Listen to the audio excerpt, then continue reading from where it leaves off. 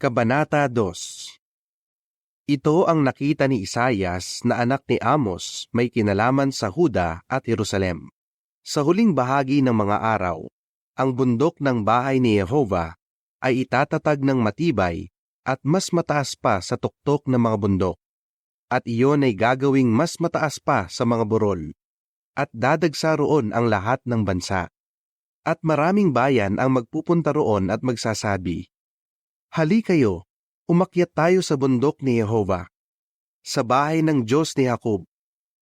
Tuturuan niya tayo tungkol sa kanyang mga daan, at lalakad tayo sa kanyang mga landas. Dahil ang kautusan ay lalabas mula sa Sion, at ang salita ni Jehovah mula sa Jerusalem. Siya ay hahatol sa mga bansa, at magtutuwid ng mga bagay-bagay may kinalaman sa maraming bayan. Pupukpukin nila ang kanilang mga espada para gawin itong araro, at ang kanilang mga sibat para gawin itong karit. Walang bansa na magtataas ng espada laban sa ibang bansa, at hindi na rin sila mag-aaral ng pakikipagdigma. O sambahayan ni Jacob, hali kayo, lumakad tayo sa liwanag ni Jehovah. Pinabayaan mo ang iyong bayan, ang sambahayan ni Jacob, dahil napuno sila ng mga bagay mula sa silangan.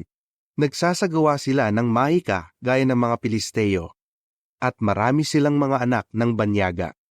Ang lupain nila ay puno ng pilak at ginto, at hindi mabilang ang kayamanan nila. Ang lupain nila ay puno ng kabayo, at hindi mabilang ang karwahe nila. Ang lupain nila ay puno ng walang silbing mga Diyos. Yumuyukod sila sa gawa ng sarili nilang mga kamay, sa ginawa ng sarili nilang mga daliri. Kaya ibinababa niya ang sarili niya at ginagawang hamak, at talagang hindi mo sila mapatatawad.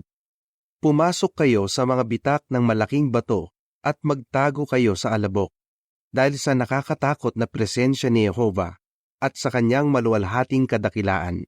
Ang mapagmataas na mga mata ng tao ay ibababa, at ang kahambugan ng mga tao ay yuyuko. Si Jehovah lang ang dadakilain sa araw na iyon.